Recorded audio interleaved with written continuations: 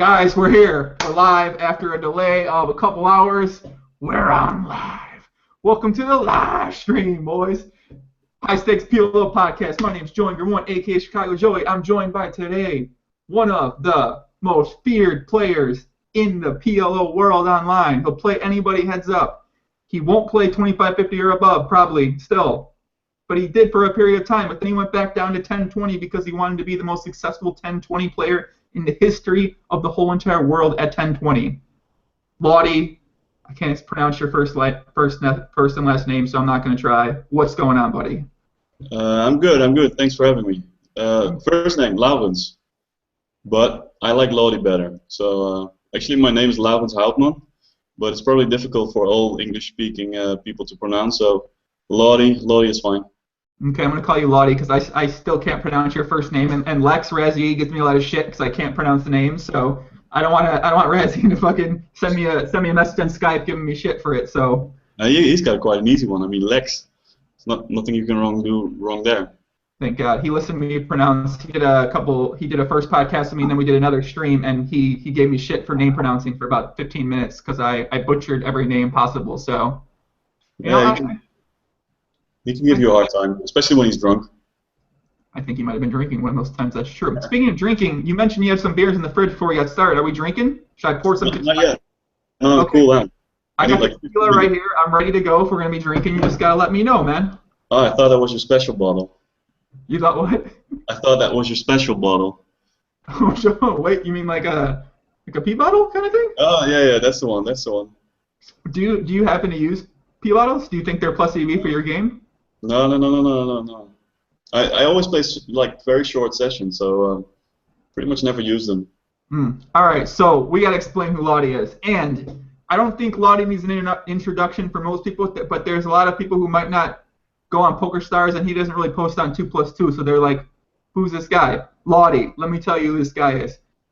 He's the anti-bum hunter, anti-seed scripter, the everything that people are like, I hate that about online poker. This guy fights for the cause of the other side. He'll battle you at 10-20.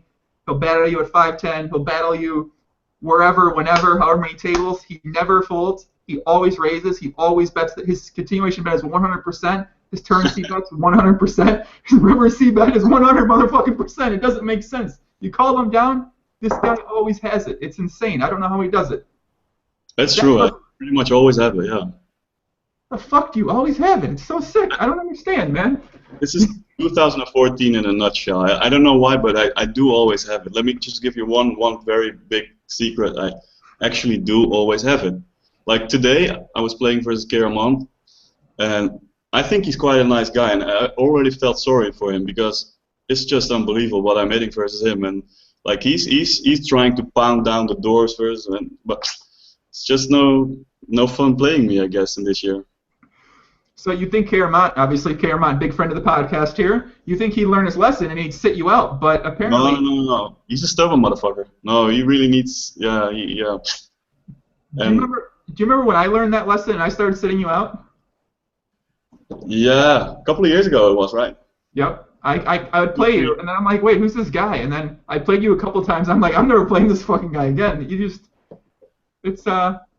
Yeah, man, it's an admirable skill you have to run good.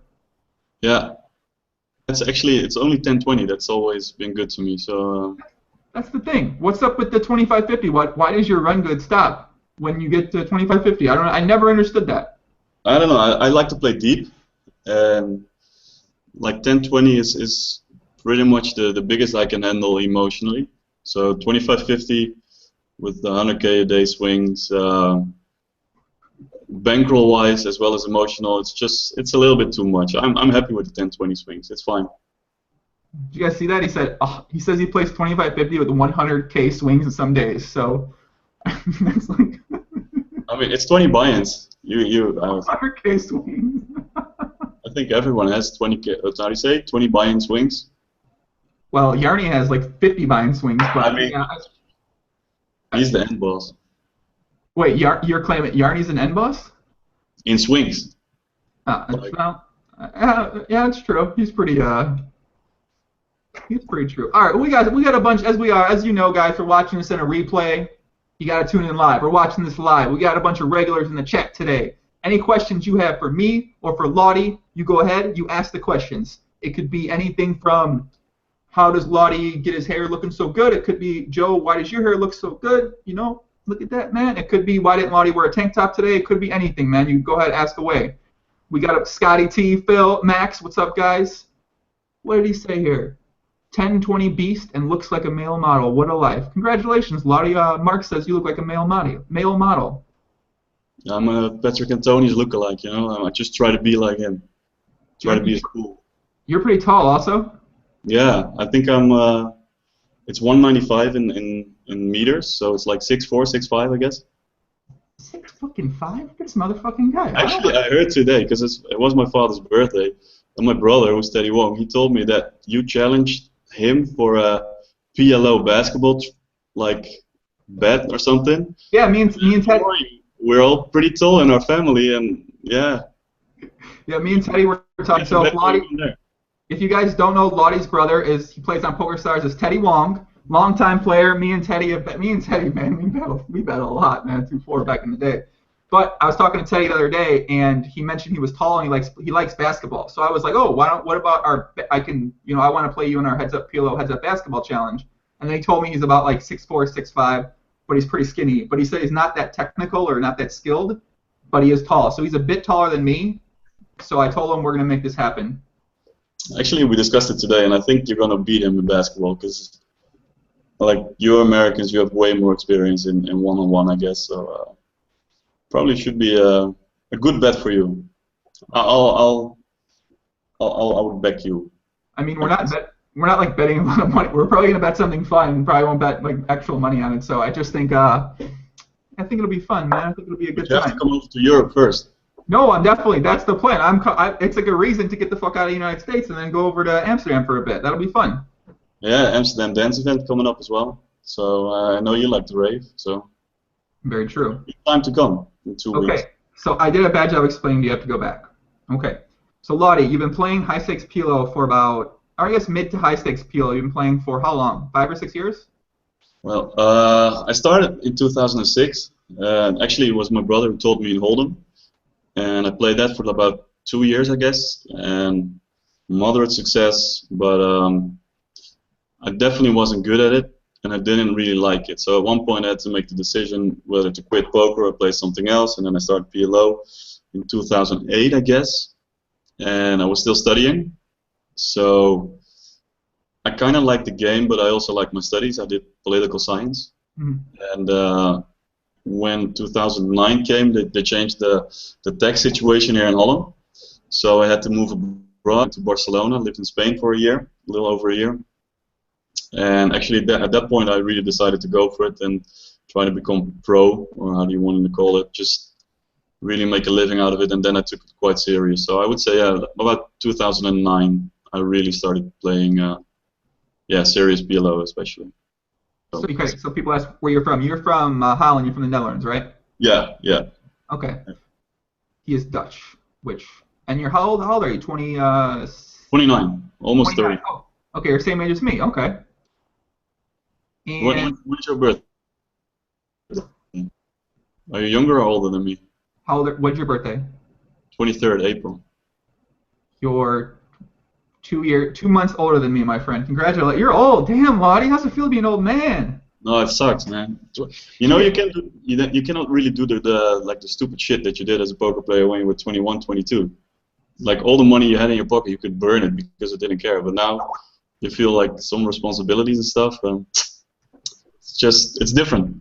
I definitely agree with you. Do you feel like as you've gotten older, you've gotten a bit more reserved when it comes to your approach to maybe shot taking or poker or PLO in general? Like I learned 25-50, like my emotional limit the hard way. Like I busted my roll there, I think 2 or 3 times, like pretty badly. So I had like 250, 300K, and in about a week I had like 50 or 100 left, and I still had bills to pay and all stuff. So yeah, it was quite heavy on the mind to play the 25-50. I was quite unlucky. I ran close to 500 under EV for 2 years on the 25-50.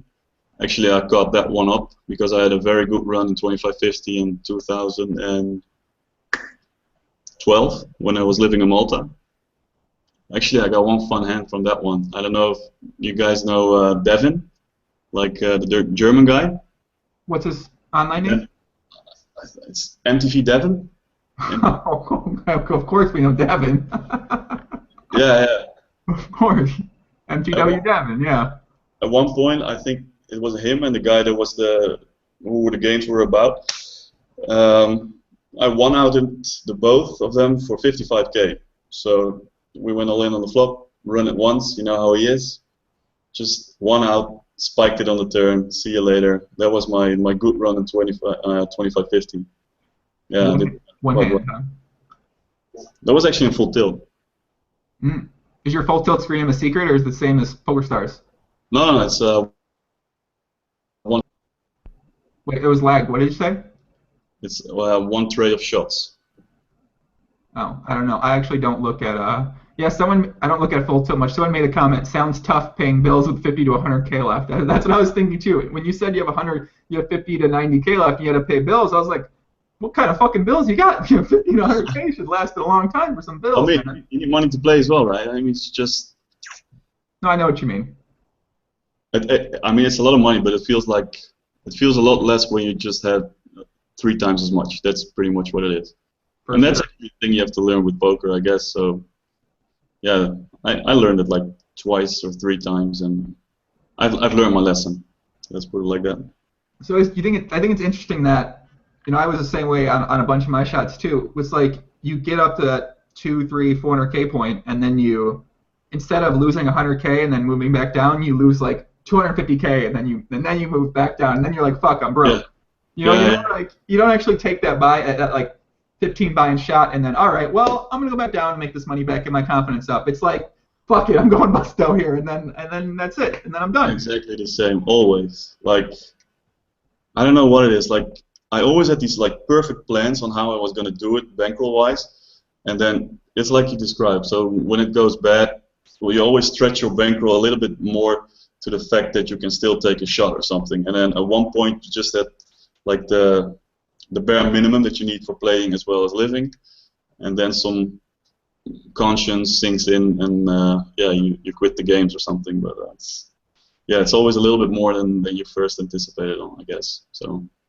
Well, doesn't it make it a lot easier for you to take those shots when you know you can make the money back? Maybe not quote unquote so easy, but for you, I feel like it's pretty fucking easy. I think you're like the biggest on Russian PTR. You may or may not be the biggest winner at 3, 6, 5, 10, 10, 20 on Pokerstars over the existence of Russian PTR. Well, I'm going to play 2550 again this week, I guess. So yeah, I probably didn't have learned my lesson, but it's a little bit more comfortable now, I guess. So yeah, I don't mind losing it. I think with somebody like you, or somebody that has your ability to just always drop down and rebuild no matter what. I did that recently. Like I played.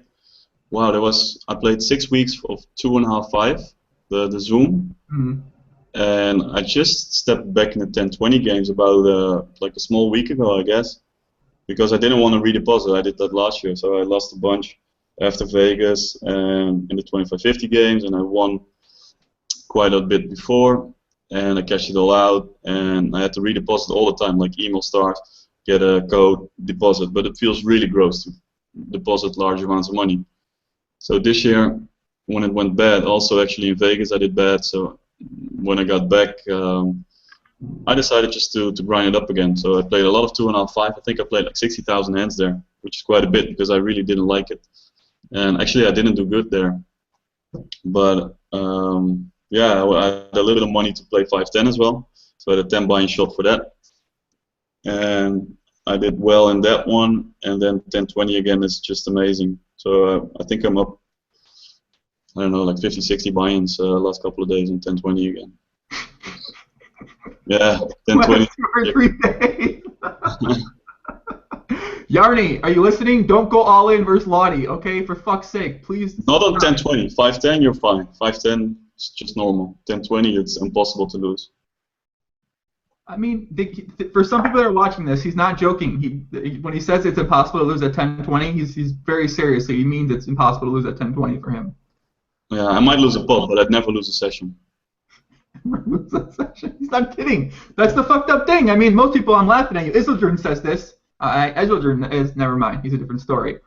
Let's say, who can I don't know. Everyone I know, they just never lose. How do they never lose? CTS, never lose. Lautie, by the way, if you ever play against CTS in the future here, do not go. I mean, you know, you win, run well too, but CTS, currently the #1 ranked player in 6-max PLO, that motherfucker does not lose. Yeah, okay. We might have. I think I played with him on Lock, like the American network. We played quite a bit heads up. When I was in the States 2 years ago. Okay. I was there for 3 months, and yeah, I think we played a very little bit, like last couple of months on Stars. But yeah, he changed his game quite a bit. He's a good player. Why did you go into the USA for 3 months to live and then play on Lock? Well, it was during a series, so I was there for 4, and I was there with my girlfriend, and yeah, we had some medical stuff to do there, so for her, and yeah, I stayed there as well. We stayed in Portland. It's quite nice. It's pretty cool. I like Portland's a pretty similar place to Vancouver in terms of the layout and feel and the kind of style to it. So I heard that's a very great place to live here in the States. Yeah, especially in the summer, I guess. I mean, I heard that winters suck because it's rainy, just like here in Amsterdam, but summer's quite nice, just like here. So do you live in like the downtown Amsterdam there? What's like the situation like where you stay at there? I mean, for me, it's the best city to live in. Really, I lived in a couple of places now, and I like Amsterdam the best. It's big enough to have fun, and it's small enough to keep it quite, how do you say, local. So we got about 800,000 inhabitants. I live downtown, so everything you can do on a bike, which is quite nice. And yeah, like I said, I mean, summers are nice. There's always a lot of festivals, a lot of parties here in the summer. Obviously, a lot of friends because I grew up here, so it's a pretty good place to live. It's right on the. I guess is it considered the ocean where it's on, or is this just like a bay? No, it's 15 miles away from the ocean, I guess. Pretty cool. Pretty cool location it's in right here.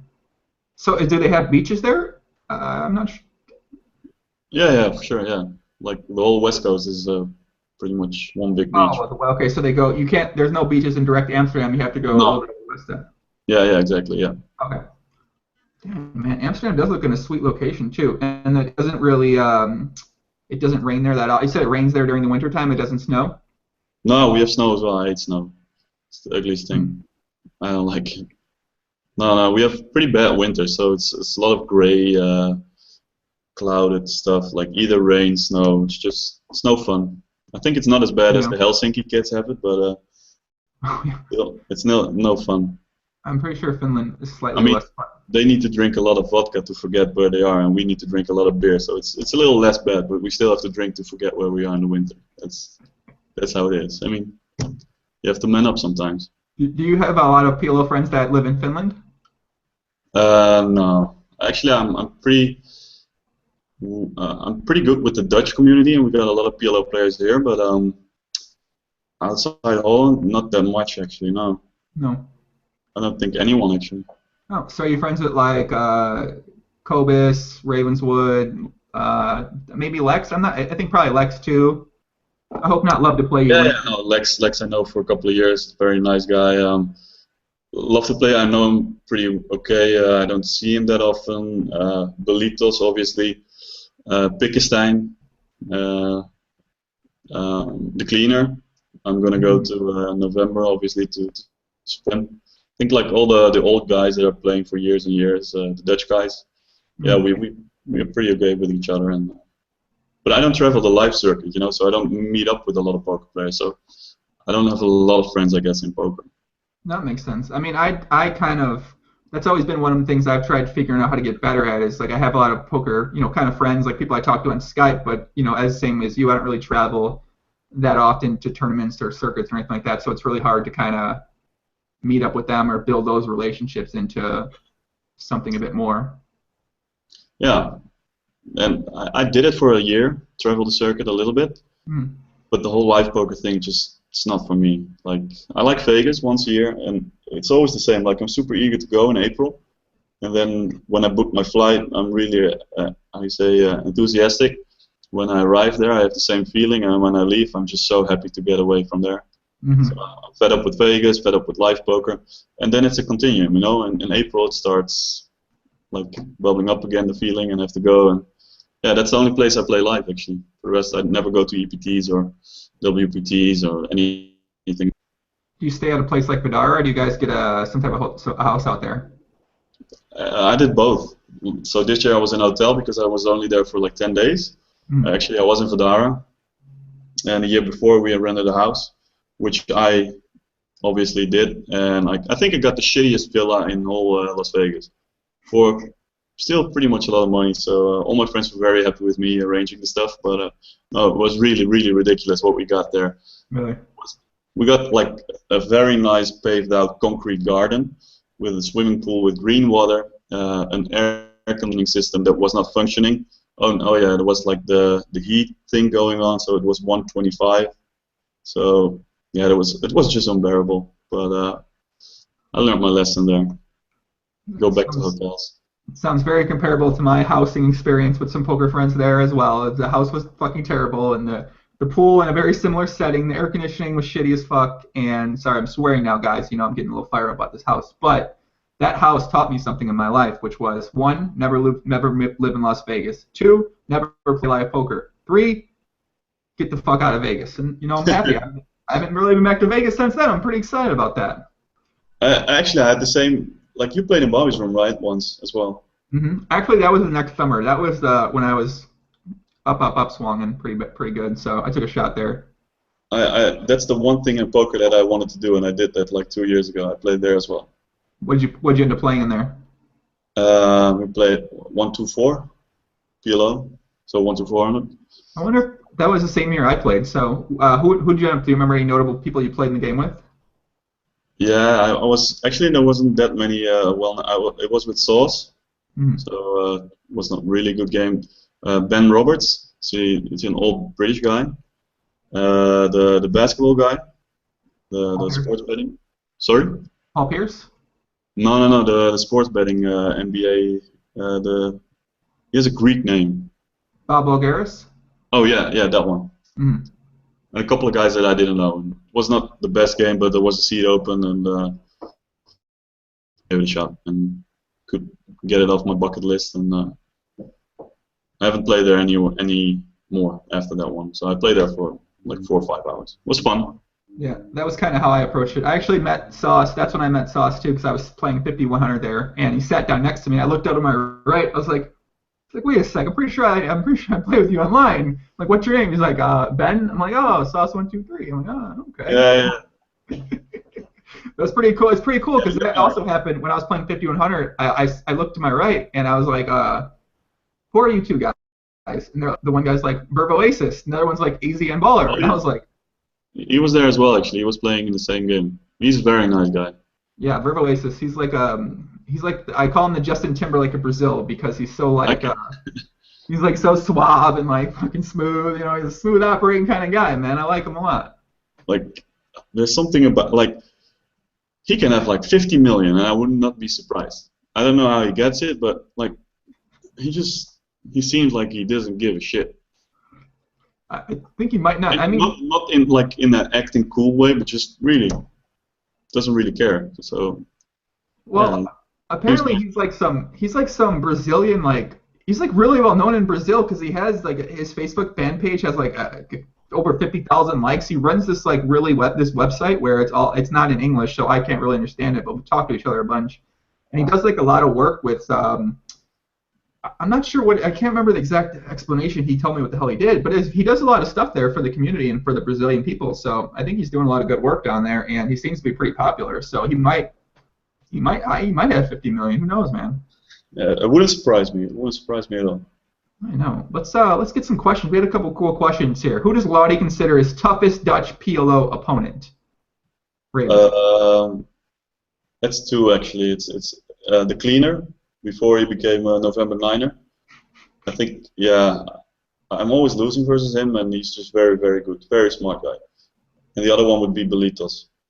He's, I think I'm up quite a bit on him this year, but he's very good. He's really, I think he won a shitload. Actually, it's quite a funny story because I was always doing quite well with a lot of aggression. So in 2011 and 12, 3-betting a bunch, doing a lot of betting like post flop, and people were just overfolding, and I really didn't know that much about the game, you know. But I had some success with that, and at one point, yet the guys that were introducing now what we all consider GTO play, and anyways, it whole changed the whole dynamic, and Belitos is one of those guys. So I was playing him heads up in 2013 in the summer, I guess, and I was already a little bit fed up with poker, and I started losing quite a lot versus him, and I considered him to be a lot worse than me a year before. So in 2012, I thought I had a pretty big edge on him. And he just crushed me, like heads up, 6 marks. It didn't matter. Like I always lost to him.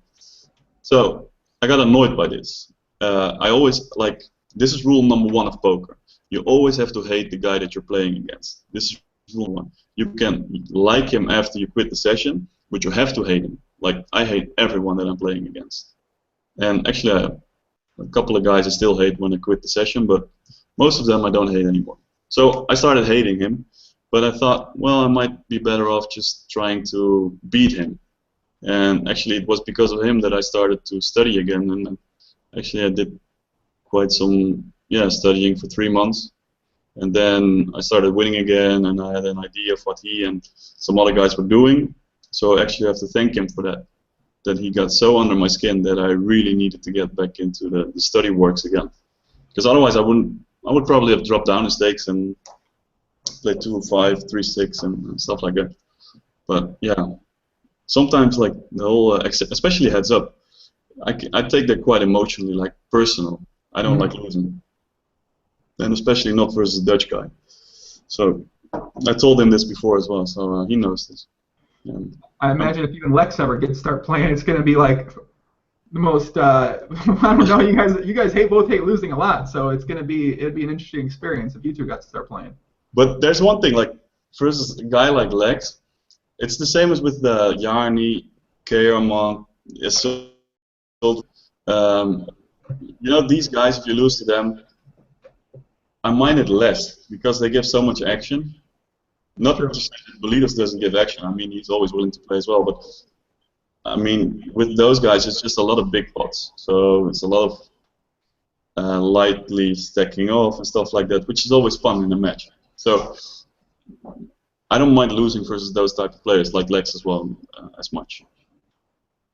That's good to hear. If I lose a buy-in versus how do you say the Alex KP? Those buy-ins hurt. If I lose to him, I think he's going to poker hell straight, like straight up to poker hell. Are you a big fan of Alex KP? He posts, for those people that don't know, he likes to make up hand histories and post them on 2+2 where he bluffs, but he never actually bluffs, though. I really think that he actually does that. I wasn't kidding when I said that. I'm pretty sure he makes those fucking, like he posted a 100, 200 hand where he bluffed against Ike Hexton. I go, there's no fucking chance that's a real hand. There's a 0% chance that actually happened. I don't know why, but some of those guys, like, I used to always hate the game selectors.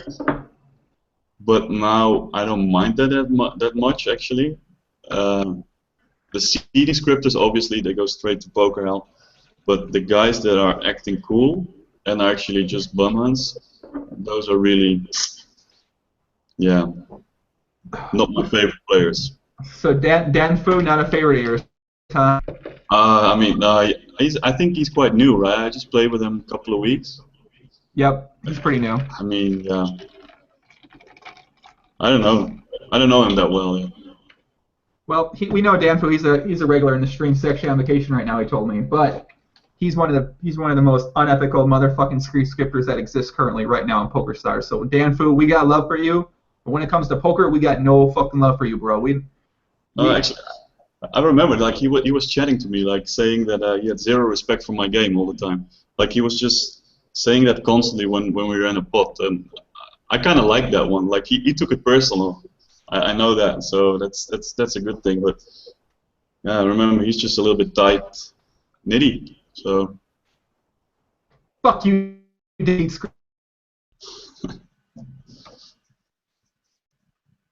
Danfu, I like Danfu. He came onto a stream, one of the Yarny streams, for a little mhm. bit. We talked to him for a bit, but man, he's such a fucking motherfucker though. He's got no chill at all. He's got like the fastest script around too, which also probably helps his cause. Is he a But scripter as well? Oh yeah, yeah. He had. Oh shit, yeah. He did some weird stuff with the seeds.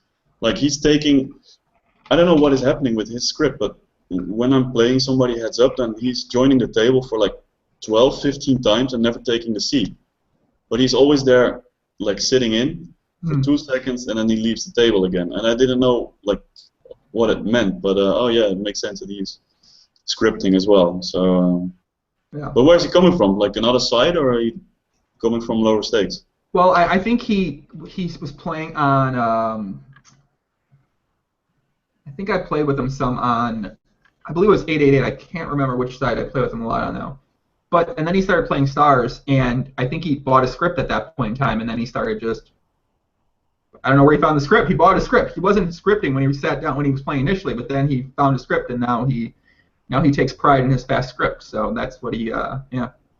What I don't get. I mean, I don't mind the scripters that much. Like, obviously it's no fun, but I don't get why it hasn't been excluded from stars. Like, why they didn't like ban it. So all the, I mean, the scripters are definitely not good for the whole environment of poker. So, and that's the sole thing that stars has to protect, right? So a fair environment in which everyone can play in. And I don't get that. I don't mind them personally. Like I don't like it, but I don't mind it. But the the company I don't get. So Are you a fan of if they made the Zoom changes, potentially making things Zoom in the future? Would you prefer that, or would you prefer the I current think state of the way things are? I would definitely prefer that over how it is now.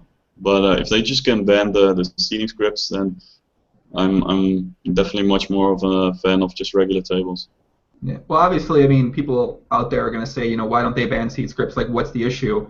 And even if they ban seed script at this point in time, I think bum hunting and that has become it's become such a way of life for some people that they're still going to be taking those seats. It's just going to be slightly slower and give more people a chance that don't have the script take the seats. So you're never actually going to get rid of the total table being filled up within 10, 15 seconds. It's just that you're not going to have the same people who. I mean, Yeah. I don't know. When you think about it, it's I can understand. I guess they want to get rid of them for some reason. I'm not sure why, but I can kind of understand. I guess where they're coming from, in that it's just a program, just like a hold a manager type of thing is. But at the same time, I think some people just don't care about respect from their peers or respect from anybody. They just play just strictly to make money. And I think that's when you see guys like Spanish and Danfu who like literally don't they don't care if everyone has no respect for them and wants to fucking cut off their arm and punch them in the face and fucking kill them. They just don't care, I don't think. And some people are kind of have that mindset, and some people I mean probably like you and I know like me that we rather would just not be that way and just but try to earn respect through actually playing the game and how we play and our results. Yeah, I have the same feeling. It's always like a trade-off between having fun at the tables for me to play anyone, which the stakes that I play, I can say that I would play anyone. Um, but also I'm conscious of the fact that I do want to make some money out of it. So I think for everyone it's a trade-off, and like the guys that you're describing, for them the whole fact of competition doesn't appeal to them. It's no fun. So the only thing that they think is fun is maximize EV, and they do it with not by becoming a better player, but by getting the best software, basically getting the easiest spots and stuff like that. To me, I've always discussed this with friends as well, who were playing poker with Pokerstars, for example.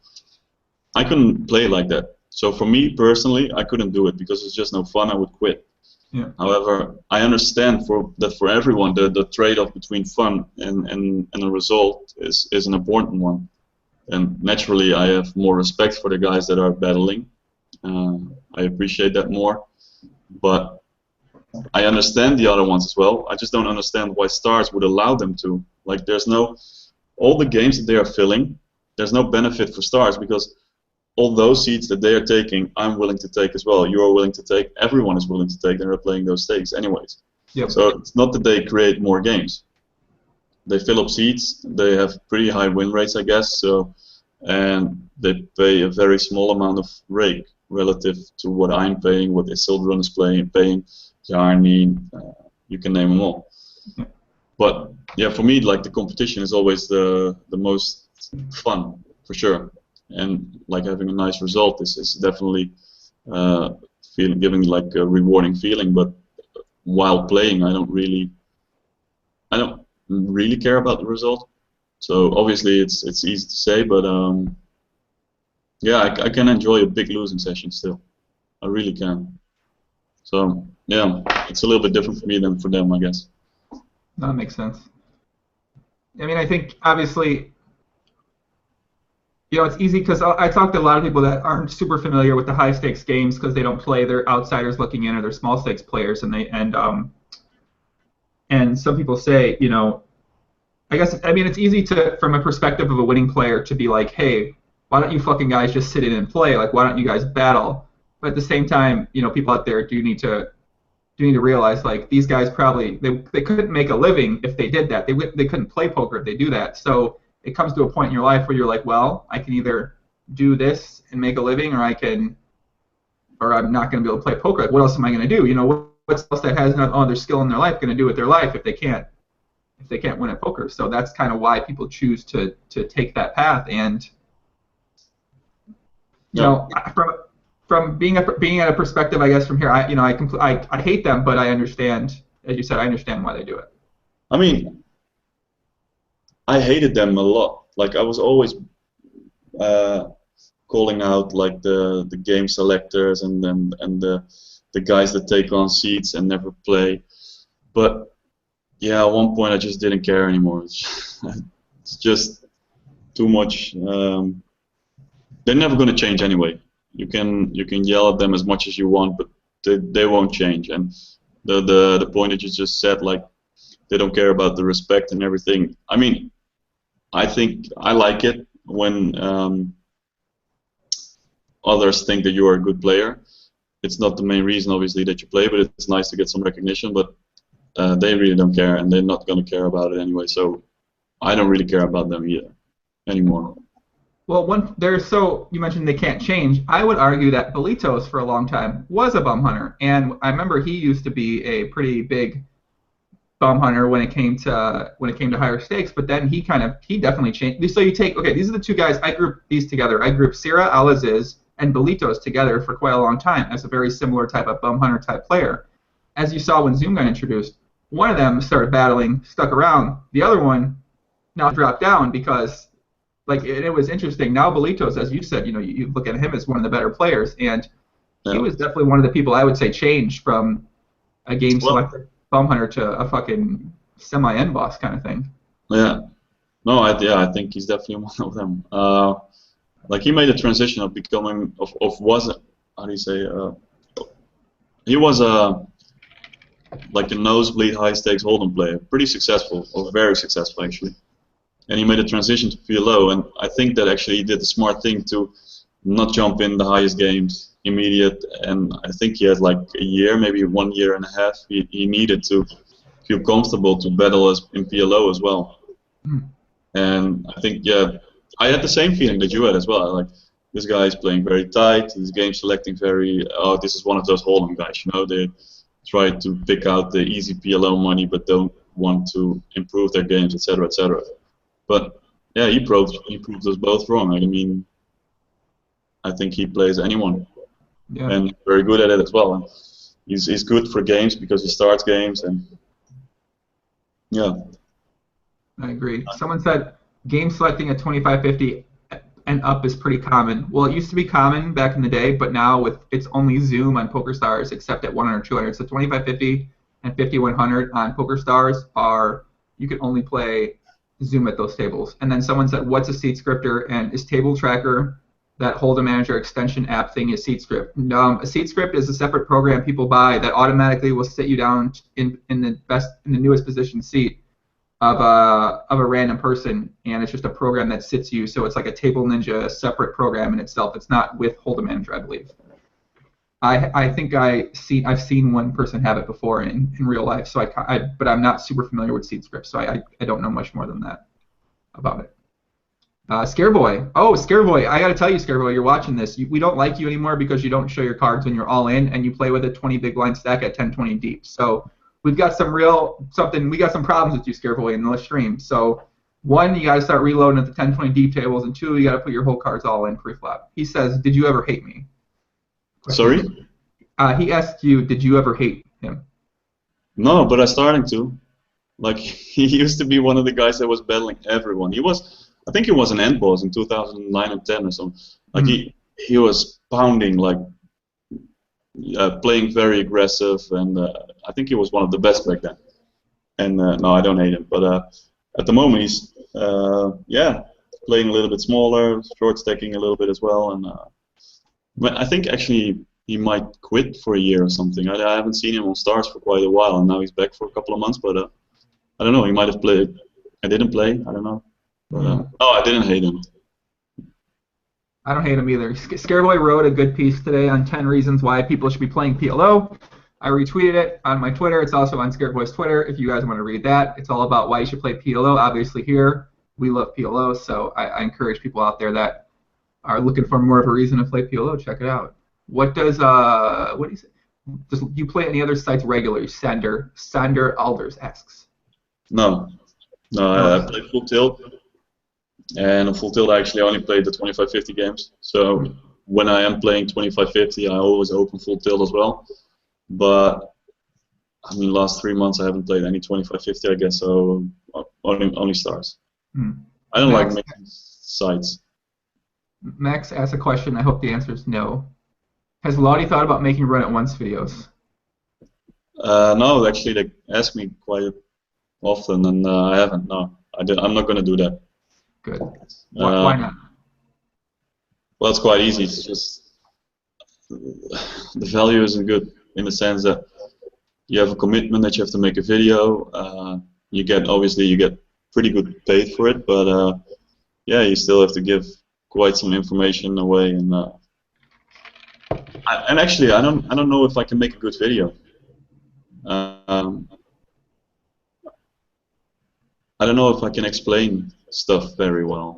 Like, I know in my head what I'm doing and why I'm doing it, but I wouldn't like to show that to people, not because I think I've invented the wheel or anything, but I just don't like them.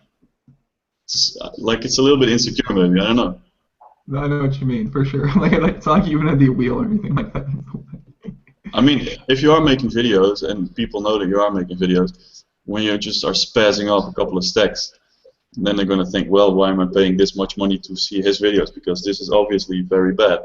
Like, I wouldn't want that. I like to be a little bit under the radar, I guess. It's nice. That's okay. So that's interesting. So wait, can I have 1 second to get a beer?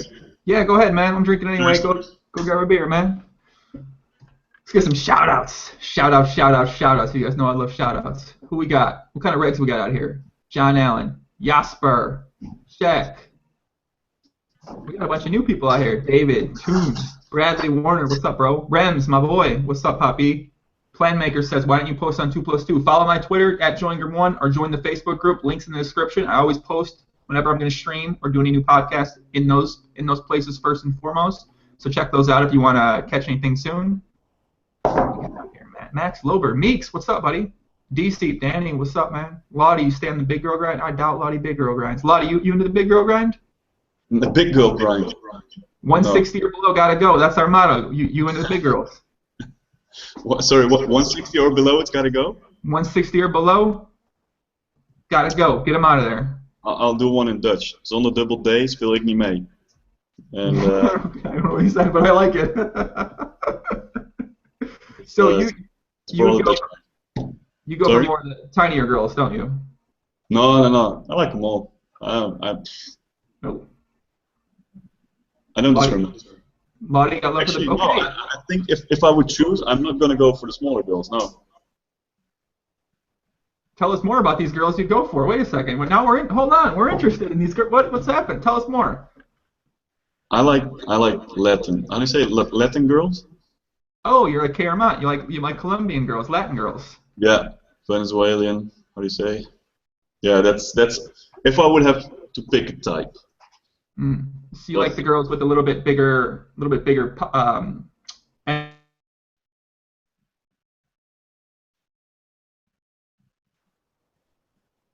sorry, you were lagging. I didn't hear the question. oh, it's okay. I said so you like girls with big butts and then that have the accents. Well, I wouldn't say no to most of them, no. Oh, But yeah, oh. Have you ever been to Colombia or Venezuela or I Argentina? have not. No, no, no, no. I've been to like we got part of the Kingdom of the Netherlands is like 3 or 4 islands in the Caribbean. So I've been to those islands a couple of times, Mm. which are just off the coast of Venezuela. But I haven't never been to South America, no. What are you thinking? November 9, we go to November 9, then we go to Colombia for a couple days, or what? Well, actually, I got a percent in Jorrit in the cleaner. So this is money that I would not consider to be real money. So it's going to be definitely money that's going to be spent in a way that might lead me to Venezuela and see what's up there, you know. But I don't know what I'm going to do with it. But yeah, this some plan like that is definitely going to qualify. And it depends if he wins or if he's going to become ninth, obviously. All right, guys. So you just heard what Lautie said. If I'm in the United States, I'm also going to be at November 9. So I'm going to make sure I'm a part of whatever the hell Lautie happens with Lautie because I need to bring you guys some nice video content on what happens when Oh Lautie yeah, gets out there and goes crazy. yeah, yeah. That's definitely the plan. That's going to be you're friends with Frank too. He covers a lot of media for Poker News and stuff like that, and he's pretty big Yeah, in the Dutch yeah, community. yeah. He's been doing that for years. Yeah. So yeah, I know him. Yeah, for sure. He's one of my favorite Dutch people I know. Shout out to Frank, man. I love him, man. He's cool. I mean, if there's somebody you want to see getting drunk, I think it's him. Oh, He is, um, and unfortunately, I didn't experience that often to see him drunk. The mm. 2 times I saw, I haven't forgotten. Let's put it like that. So if you see him in a club, just be like in like a 10 feet surrounding of him, and fun things will happen. I'm sure.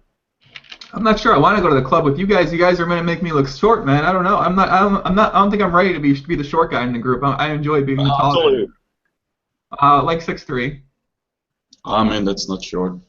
but short compared to you, tall motherfucker. You and your bro, man. You're like 6'5". Is your bro going to Las Vegas? Yeah, yeah. I mean, he loves it more than I do. He really likes live poker. So yeah, he's always going. I think he's been going there for 9 years straight, I guess. Is he going for November 9? Ah, no, no, no. He's studying at the moment. No, he's gonna become a teacher. So he has to go to school. What? Teddy Wong. You see his chat? There's no fucking way that guy's gonna be a teacher. Yeah, yeah, yeah, yeah, yeah. No, no, no. Teddy Woman's gonna be a teacher. He's gonna be a very good one as well. No, he's gonna be a poker retiree in I think about a year, I guess, maybe He's gonna be, 2. he's gonna be the most hostile teacher ever. What the fuck did you just? The fuck back in your seat, motherfucker. That's how he talks. He's crazy. Teddy Yeah. Wong is nuts. I mean, his demeanor online as and compared to who he is just is day and night difference. It's Really? really So he's like so he's we discussed this quite often. Like his tilt, obviously. So he's been playing poker for close to 10 years. I think we got an anniversary coming up for him like next year. And I think after year 8, he just accepted the fact that he tilts and he didn't care about it anymore. And since then, he likes poker again. Like if he tilts and he can play pretty good PLO. Like if he has his ability to play his A game, he's pretty good, very good. But like you all know, there's always this enthusiastic part about him that he wants to, like a Rubu would say, 3-bet 3-6-5-8 no suit or something, and then yeah, he's getting a little bit creative. So, but no, no, he's gonna continue playing for a year and then he's gonna be becoming a teacher. That's good to hear. Some people in the stream are saying it's laggy. So if it's laggy, it's usually you can make the quality higher or lower. So it goes up to 1080 or goes down to 240. So you can lower the quality. For most people, it usually doesn't lag. I think sometimes Lautie might be lagging on his end, but overall, I hope you guys aren't lagging. You can try that. And Tim Stone said I'm 6'1", not fuck. I'm definitely not 6'1". Tim Stone, I'm seeing you, and we're like the same height. Okay, calm down, buddy. Frank DeWard, Dutch hero. I agree, man. He's a Dutch hero. Yeah. Does Lautie have a Latin booty script? A what? A Latin booty script? Yes. What the fuck is that? I don't know. I want one though. I don't know what I want one too. I got 10K for that one. Gee. Okay, Lautie's got 10K for a Latin booty script, guys. Jesus, you've got to hear the chick. Can you ask the people, like, how much does a seeding script cost? I don't know. Tim Stone, how much does a seeding script cost? You got one. Tim Stone's a really big no limit seed scripter, so I can ask him and we can see. Can Lautie? Yeah, Lautie, can you see the chat? Let me send you the link in on Skype. You can check out the comments that people are leaving, and you can just turn the audio off or pause the video, and then you can see. Oh, hold on. Yeah, I gotta answer a question. I gotta answer the door. My mom's dropping me off something. What's the biggest buy-in swings you've had, positive and minus, in any time period? You answer that, and I'm gonna go get the door. All right, I'm gonna answer that one. I think the biggest. I think I had 3 times I had a 100 buy-in losing streak. So, and I had 2 in 1 year, 2012. And I think the biggest winning streak, I think it was this year. I think I won like 400 buy-ins in about 4 or 5 months, which was by far the biggest in my whole poker career, I guess. So, and it was quite nice. And for you guys that want to know, I think I ran about 50 or 60 buy-ins over EV. So it's quite decent actually. I was very pleased with that one. And well, pretty much I don't know what more to say about that one. I think the losing one actually was quite interesting. It was all. I think a big part was versus Isildrone heads up. At the beginning, it was always. I don't know. He always got the best out of me. First year that we played. I think later on I took a little bit back, but first year he was always winning. So I think he was a big part of my biggest losing streak ever, I guess.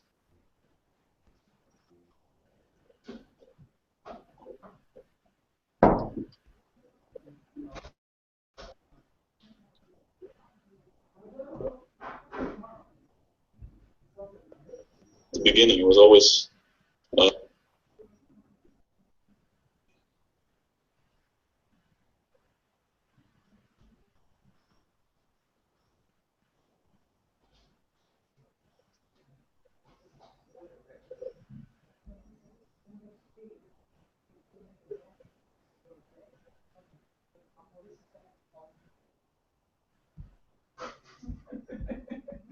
All right. I see a question. How long did it take me to make money in PLO? Well, actually, I started making money quite soon because I was at the beginning of the whole PLO boom, so everyone was bad. And actually, I was playing on a European network a lot with Isildur, not Isildrone, but the Blom 90. And it was funny because at that point, everybody was 4 betting, 5 betting, 6 betting, and when people were 5 betting, you started to consider that people might have aces. With a 6 bet, you were definitely sure that somebody had aces. And then the action dried up on the European network, and I started playing Pokerstars, 2009 as well, and people were so goddamn tight. So first couple of months I was losing, but then because the experience that I had from the European networks gave me, I think, quite an advantage at that point. So I knew the advantage of 3 and 4 betting a little bit lighter, and I started making money on stars then as well. And since then, I've actually been quite lucky and yeah, did quite well. So in PLO, I always have made money, I guess. What did you get? Me? Bull? My mom came here to drop me off something that I bought earlier today, and I'm very tilted at what I found. So. Oh shit. I'm tilted. Now I'm on tilt. Now I'm fucking mad. Who's in the chat that I can talk shit to right now? Because I'm on tilt. No, I'm kidding. I gotta keep it positive around here, man. Let's keep it negative. So wait, what was your biggest upswing or downswing? I just told, like, I had 3 times I had 100 buy-in downswing in my PLO career, and yeah, the biggest winning one was I won 400 buy-ins in the first 4 months of this year. So that was by far the biggest. What do you mean Wait, what do you mean 400 What do you mean 400 buy-ins? Yeah, I won 400 buy-ins in not 5 months, from half of January. What do you mean 400 motherfucking 400 buy-ins? 400? Yeah. So you won Yarny's challenge 4 times. Oh, motherfucker. Yeah, yeah. Okay, guys. If Lautie issues a challenge, 100 buy-ins in 31 days, please probably say no because he's done that. He's done Actually, that. this month as well. I'm close to 100 in September. What a fucking animal, dude! Jesus Christ. But I was losing quite a bit in June and July and August. So yeah. Who do you? Okay, yeah. Who are the best 6max players right now, in your opinion, at those stakes? At my stakes? So I don't know about the 25-50. I don't know about those. Let's do 5, 10, 10, 20. I mean, it's all the suspects, I guess. It's obviously Belitos, probably Isildrun, Kobus, Futek. I don't know. Do you have some suggestions? Yarny, probably.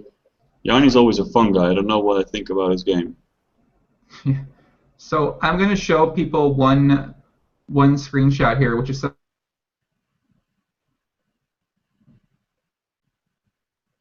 this. I'm going to zoom in. This is a shot of a Russian PTR screenshot for the year, and it says Lautie is up 560,000, and then second place guy Alexo is up 225K. So this was for what? I didn't expect him to be winning. I was shocked too. I still don't. I think it's like a doctor cheat by him. But this was for, I believe this was for up to July 30th, and this was stakes 500 up to 2,000. So as you can see. Okay. Wow, that's surprising. Kobus, Futek, Ziva Davidev, who's a beast, fucking Racketeur, Spanish, and Capguero. Goddamn seat scripters, motherfuckers. But yeah, that's that's a shot from Russian PTR. That was, and the caption was Lautie's a beast. So congratulations. At one point this year, I was running so well, obviously, and my big blind win rate was well above 20 for the year, and I just wanted to keep it like that. So I noticed that I was starting playing less because I didn't want my big blind 100 win rate to drop down. But unfortunately, it's on below 20 for the year at the moment. So sucks. I have to get it back. I mean, fuck. I wish I take back the invite to have you on, dude. I thought you were over 20 big blind winner over a big sample size. Yeah, no, I was, but not anymore. Shit. Feel tilted as well. What the man? I feel like I'm deceived, guys. I gotta put this on private and delete this, man. I was deceived when I talked to Lautie. He told me he's a 25 big blind winner, and now I'm finding out he's actually not a 20 big blind winner. Yeah. Tim Stone says, why would you ever play 5K? You make more money than everybody else. You make more money than everybody at 5K anyways. Probably the challenge, right? You enjoy the challenge. You enjoy wanting to get there. Yeah, pretty much. And I mean, the money, you get pretty rich, obviously, from 5, 10, and 10, 20. At least you can make a lot of money. But 25, 50 is really the gate to millions. So it's always tempting to take your shot there. And obviously, 25-50 is the end. So you don't get guys that are better than the 25-50 guys. I mean, the 25-50 guys play the 200, 400, the 100, 200, etc., etc. So if you're able to beat it there and you win properly, then basically it means that you can play any game.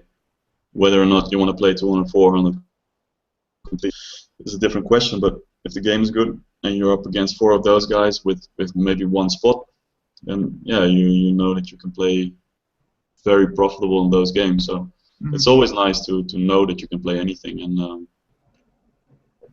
yeah, I'm not so sure if I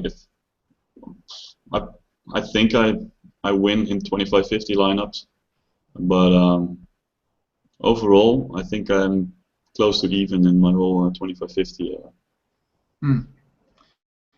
It's kind of like Odd Odson in a way. Odd Odson was a very similar situation as you are for a while. He took a bunch of shots. He never quite ran well in his shots. He always moved back down, but eventually, he broke through and he had a $2 million year. As you said, that's where, but I think the landscape even a couple of years ago was a bit different because then there wasn't Zoom, so he could play a bunch of 25-50 and 50-100 at the same time, some 100-200 on both sides. But now it's different because you can't really do that with the way games are set up. So it's like it's kind of harder to have that one, unless you're Genes, of course. But it's kind of harder to have that one mega upswing because you're gonna be playing Zoom, and then you're gonna be playing periodically at 50-100, 100-200, and so someone asks, what lineup will Lautie not sit in at 5K? Well, that's the thing. He would technically play any of your lineup because it's Zoom, so you can't actually choose, the games that you want to play. It's just you play with the lineup.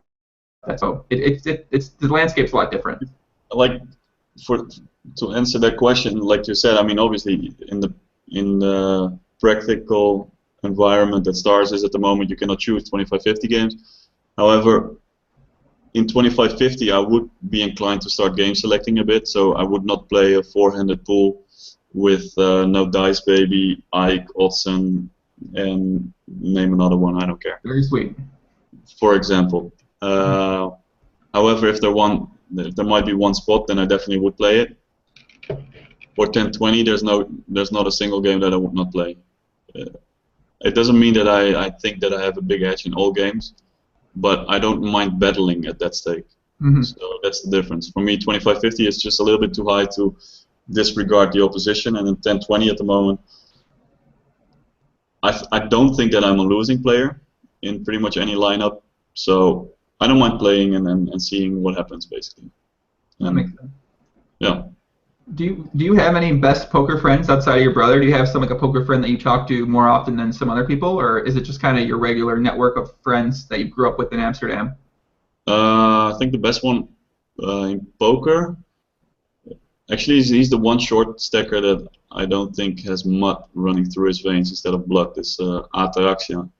He quit it maybe. Like he didn't play that much the last 2-3 years, but yeah, he was. Yeah, I consider him to be a very good friend of me. What's his screen name? It's Ataraxia. Oh, that guy's kind of sick. Yeah. He's sick. I hated that motherfucker. I used to always call him Alex Terexia because even though it wasn't Alex, I just called him.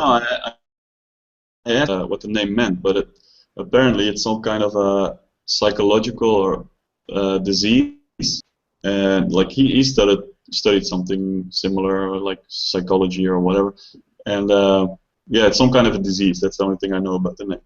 Oh. Yeah, I always hated him because he was a short stacker, but he was always definitely one of the better shorters. Like he was kind of like Okrap. Okrap and him, I hated both of them very equally, but I think he was a bit more aggressive than Okrap is. Yeah, no, for sure. And he doesn't play that much anymore. He starts to at the moment, but yeah, he's probably in poker. He's one of my best. That's cool.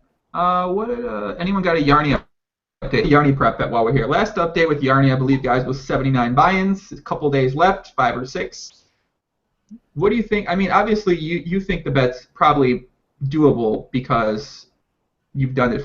I mean, it's definitely doable. I think at first, like, I don't know precisely what the correct odds would be, but he has one big advantage in the bet, and he obviously knows it because he's using it quite obvious. I say quite. My English is not good enough. The advantage that he has is that he can make the variance work in his favor. So the moment he hits the 100 buy-in point, he wins the bet, and until he makes that point, he can keep on playing.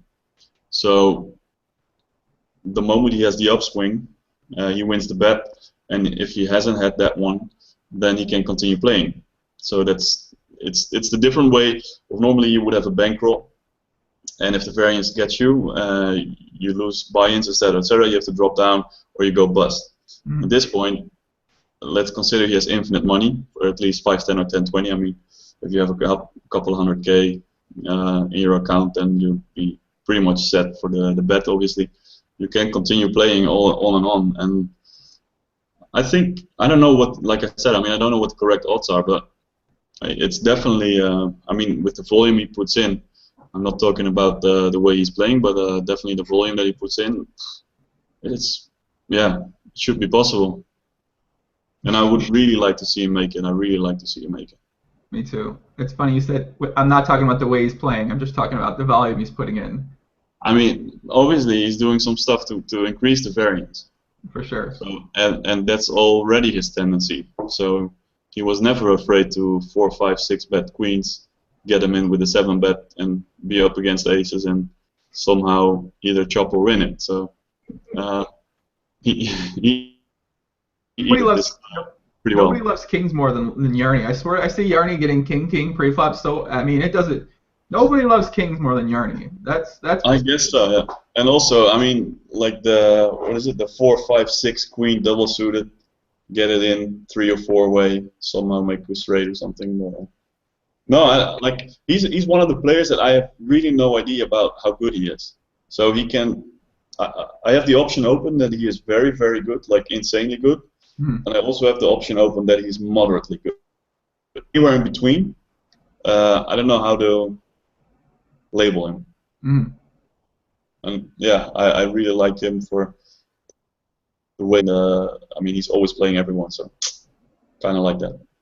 Do you know Ruben Visser, Ruben RTV, I think is his screen name? Yeah, I know him. Yeah.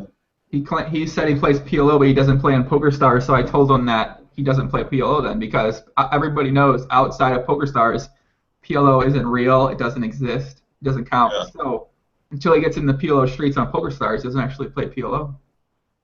I think that's actually, yeah, I agree with that one. And I think he started, like, because I played with him last couple of weeks a little bit. So he starts to play a little bit on Stars. Oh. He's also one of the guys that making a transition from Hold'em at the moment. So, yeah, definitely didn't get a lot of PLO hands in yet. So. I wish Ruben luck, man. From what I've seen, I like him so far. You know, he isn't a street scripter. He already won an EPT, you know, so he doesn't need the luck anymore. He had enough poker luck. That's true. Kind of like Alexo. Alexo won a tournament one time, and now he's been living off that. And he's been living off his parents' money for the past. How is that possible that he's winning? I don't fucking know. I don't believe. Don't believe that. I mean, I don't believe what I saw. I don't believe it. I just don't. I mean, actually, I can believe that he's winning, but not that he's winning that much. So yeah, I'm surprised by that one actually. Maybe he lost money at higher stakes. I'm not taking back what I said about him. We got no love for Alexo around here. What is? I'm really curious. Would it be true the whole mining story? Like, do you really think that he has rich parents? Yeah. Oh yeah. He's got, yeah, cool. For sure. It would be true. What? It would be very cool if that's actually true. But the fact that he's winning makes it less likely that it is true. It means that he cares about the money. That was a small sample size, though. Obviously, you were up $650 million in that sample size. So I don't know. I gotta get another Russian PGR checkup from someone and figure that out. So I can't. I'm speechless. Is Lautie a lag or a tag? Max Lober asks. Would you describe yourself as a lag or a tag? Well, it definitely was a tag, and I definitely am a lag. Yeah, I would describe you as a very laggy for sure. Let me check my Yarny. We updated on Yarny. Yeah, outside of poker, do you have anything else that you really enjoy doing? You like raging? Is there any other passions you have? What else do you enjoy doing with your time? That's the one passion that we, next to PLO, we share. So yeah, I do like going to parties. I don't do it that often actually, but yeah, when I go, I really maximize the fun, and I especially enjoy the day ones. So during the day festivals. We had a nice one last Saturday, and actually it was the last one of the summer season, I guess, here in Amsterdam. But yeah, no, that's the thing I like the most. I used to love a lot of football, but I have a little problem with my foot, so since 2 years I really cannot play anymore.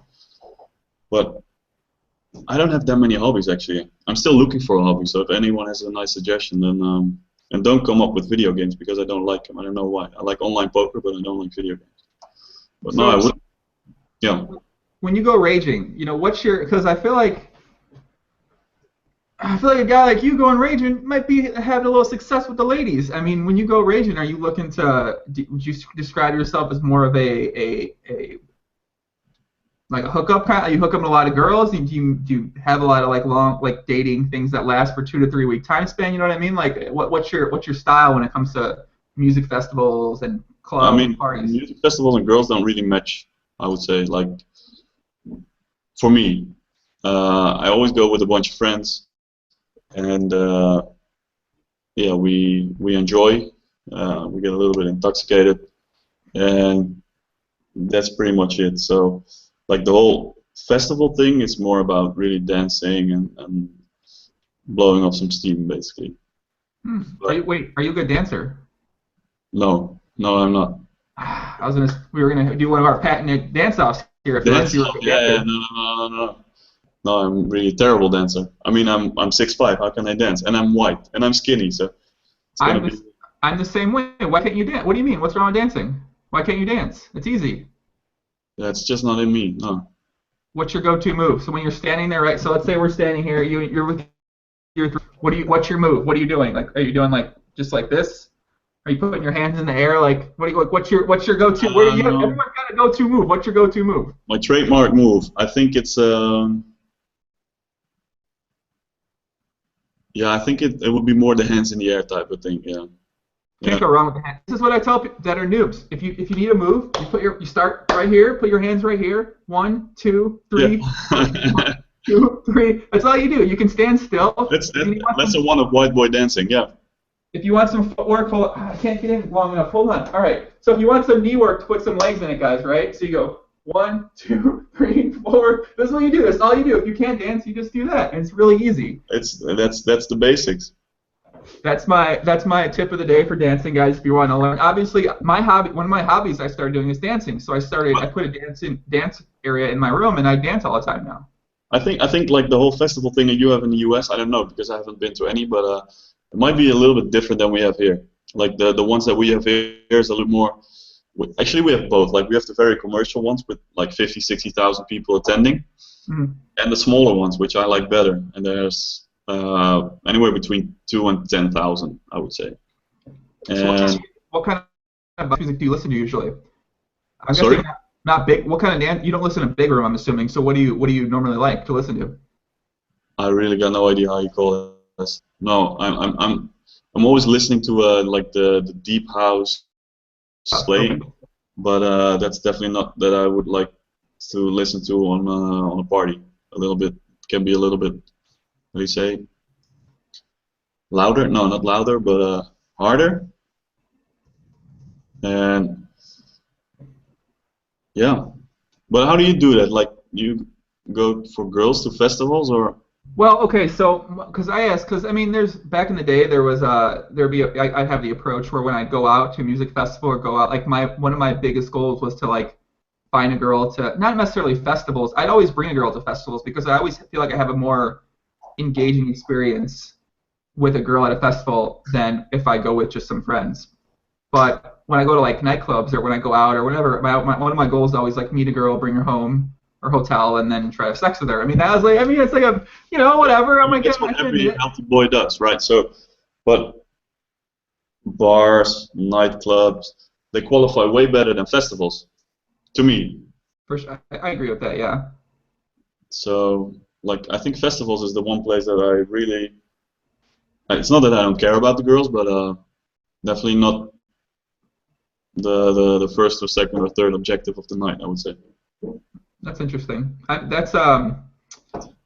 mean, I guess it changes when you're sober at a music festival or when you're on drugs at a music festival. Obviously, when you're on drugs and you're with people your friends because as you described, your last experience was quite an emotional experience. Now, some people might not understand what that means. I understand what that means. So when you're with people that you really enjoy and you're having a good time with, like you don't necessarily need a woman or need a girl to feel fulfilled in that environment. But when you're with friends that you might necessarily be as close to, I feel like you kind of, in a way, like I kind of substitute that feeling for feeling that with a girl I might not even know that well. I just met that night or something like that. So But that might just be the X, right?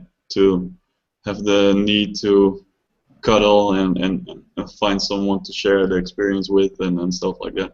Exactly. So if you listen to Deep House, Hmm.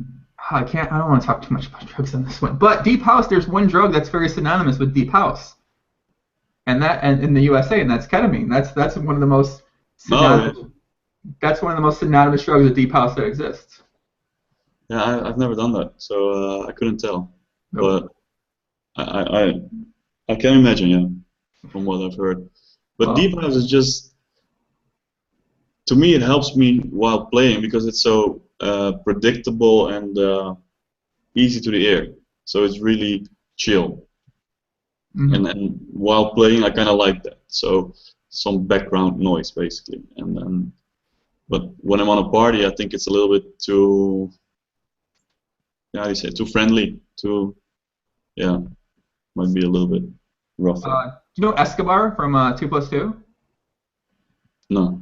Oh, he says he wants to host a heads-up challenge. Don't act like I'm not acting like an op, first of all, but he doesn't know who you are, so how the fuck's he gonna play in a heads-up challenge? Okay, I'm sure Lautie play almost anyone in a heads-up challenge at 5'10", 10'20", correct? Yeah. Although I don't really like the whole having to play an X amount of hands, but probably yeah, I'm definitely willing to play most people. Yeah. That's very true. Someone said don't skip leg day. Well, from back there, my legs might not look good, but if I take off my pants, then I'll show you my legs. My legs are very in shape. I do work out my legs often, and I play a lot of basketball, so I don't have small Tim Stone like legs. I do work out my legs. I So always forgot them. I forgot them for like 4 years, I guess. do you work out pretty often now? No, no, no, no. I gotta once a week I work out with a trainer just to have some stability in the workout routine, and I try to go once or twice a week on myself, and I definitely go once. So 2 times for sure, and sometimes I go a third time. But with traveling, I never go to a gym. So I do work out, but not very um, how do you say, with a goal or anything. It's just to keep everything a little bit trained How do in you shape. how do you stay so tan? Are you tan? You look really tan right now. You're just Oh, naturally we had tan. a very good summer here. Oh, okay. Really good summer. So actually, it's still. I was sitting outside at like 10 o'clock tonight, and it was about 70, 74, 75 degrees, I guess. I don't know Nice. how. Yeah, 20 something in Celsius. So. Sabrina Escobar says, tell you this. Tell him, Lautie, Lautie, Lautie, I'd like to see him rock that body. He will understand. Oh yeah, yeah, yeah, yeah, I know him. Yeah, yeah. Okay. Okay. Actually, when I was telling about my biggest downswing, I think it was versus him. I don't know, maybe anywhere in the range between 30 and 60 or 70 buy-ins on Oh, stars. yeah. No, I think he told me he beat you for 100 buy-ins. I think, oh, that's might be possible. Yeah, I don't know. It's definitely, yeah, definitely possible. Sounds a Well, little bit much, but who knows? I won't say Escobar's screen name because I don't think it's a very open thing, so I won't mention his screen name. But No, that's good to know because otherwise I almost said it. Yeah. No, but yeah, for sure I would play him. okay, here we go. Yeah. I I mean, will host. there's, I will there's a, host the challenge. Let me ask you a question. Let's say there was a challenge where it was a six-max challenge where six people played six better regulars on PokerStars played in a six-max challenge over 4 tables, mhm. and the buy-in was like a small entry fee, $1,000 or $2,000. When you play in some type of challenge like that, If I would play there. would you play in a challenge like that? Do you think that'd be a, Oh a fun yeah, yeah, I idea? would love that. Yeah, That's yeah, But I'm trying to put together a challenge like that. Obviously, everybody I've talked to has said they're in for the challenge. Like Isildrew was like, I want to play that. So I'm yeah. Oh just yeah. Actually, I think Isildraan he came with the idea about a year and a half ago to amount of hands in a week with like 6 guys on maybe 8 tables or something. I thought he might have said like a ridiculous big amount of hands, like 50,000 in a week, but yeah, I would kind of like that to play, let's say 10,000 hands with 6 of the same guys, spread it over 8 tables, and have some fun. And like what I'm really always uh, eager about is to divide position properly. So I'm always starting tables. Most often with the guys that I'm starting with, I'm starting more than one So, and I always try to divide position a bit, but you always have these fuckers that are always taking on 4 tables position on the same guy, which I really think is not so nice. If you're playing a 3-handed match with the intention to fill the other 3 seats, then it's quite nice to divide the whole all the tables a little bit. But that was the idea I had was like a random kind of like think about it in a way where you could make it a fair kind of table draw, because obviously table draw in a lineup of the top 6 people or just 6 really good players is going to be important. So that was the idea. I was thinking something like 10K hands. I could live stream the whole thing, and then I could do like a best like a highlight show like afterwards for people that don't want to watch the whole entire live stream, and then at the end of it do like a little wrap up podcast interview with the winner, talk about it for a bit. I thought that'd be something like a fun idea for people to follow along with, and obviously I think a lot of the regulars would be pretty excited to partake in something like that. Yeah, I kind of like that. It's fun. Yeah, for sure. Depending on the opposition, I would like to increase or decrease the wager, but in general speed, in terms, I definitely like it. Yeah. What's up, Trent? Deep House asked, what kind of watch are you wearing, Lautie? A HSPLO? Yeah. Let's see it. Put it up to the cam. Let's check this out. Very nice. Is that expensive? I actually don't know much about watches. No, it's not. It's the cheapest that you can get from HSPLO, I guess. So not that expensive. No. What does that mean? Like $100,000, something like that? No. No, it's a couple. Oh, okay, couple K. Oh, I'm just looking at it right now. Yo, who is Martonis? Martonis is very sweet. Yeah. White Prod says, has there been any mid to high stakes regs that you're surprised have fallen off, i.e. Busto, or just couldn't hang anymore? The guys that have fallen off the wagon, like basically they've dropped down a stake. You mean? I guess he's just saying. Yeah, I mean, I'm not sure. It's hard for me to think about some. I mean, I forget these names, but yeah. It would have been easier if you mentioned some names, because yeah, that's what I'm thinking too. Guys, it's hard to remember the guys that like just kind of went. Although there's one guy actually I'm coaching on 1-2, a friend of mine. He's playing Zoom there, PLO, and we go through some hands, and sometimes I see names like, hey, what the fuck's he doing? I mean, I remember playing him 5-10 like a couple of years ago, battling it out, and so I know that there. From the top of my head, I don't know the names, but yeah, there's definitely a couple of guys that I was surprised to see playing 1-2 at the moment, because I thought they would either quit or play a little bit higher still. Yeah. Let me take a look at this 1-2 Zoom pool. Coke Guy Ninjingo, I recognize him. I don't know if I can say his name. Mapunya, I saw there. Oh, Miponia, that's my boy. He was in the Razzie stream the other day, man. Yeah, he's I think he said he just started playing again. He's in Malta, Japan right now, I think, or Malta. I can't remember. One of the two. No, I was surprised to see him there. Yeah. Yeah, he's always been a very, very aggressive beast. I don't recognize any of these names from former guys that played higher. 50 $. I'm looking in here. You have the Mr. Negranu. Now that was the guy. See, that's one guy who I know got coaching from someone I'm really good friends with, and I'm surprised that he never really he didn't end up playing higher stakes for a long time. So I thought he was always a pretty good player. Yeah, I thought I mean, I was surprised to see a couple of guys playing that much lower. That's yeah. Beast says, what's Lautie's favorite site to play besides Pokerstars? It has to be full tilt. I mean, I don't really look at the other ones. So I played a little bit on 888 poker, but please stay up. Please don't come to 888. Please, you're fine. Just stay there. Stay where you're at, kid. You're fine. No, I'm on a Supernova Elite grind at the moment, so I'm definitely gonna play all the hands that I can on stars. What's your VPP count?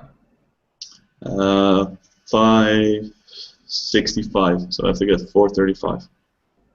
So three and a half months to get 4. Oh, I wish you Regs luck, Mike. Enjoy Regs. Enjoy Lautie for 430,000 VPP.